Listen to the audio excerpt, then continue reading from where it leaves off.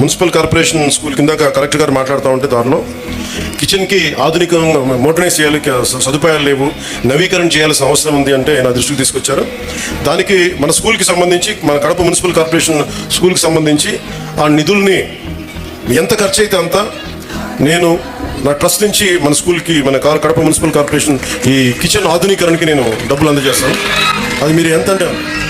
డొక్కా సీతమ్మ గారి పేరిట బడి పిల్లలకు అందిస్తున్న భోజనం పరిశుభ్ర, ఆరోగ్యకర వాతావరణంలో వండించాలనే ఉద్దేశంతో కడపలోని మున్సిపల్ కార్పొరేషన్ హైస్కూల్లో స్మార్ట్ కిచెన్ ను నిర్మించారు.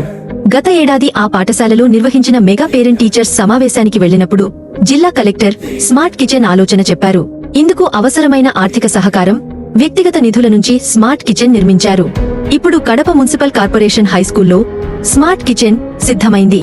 ఇక్కడి నుంచే 12 పాఠశాలలకు ఆహారం సిద్ధమవుతుంది.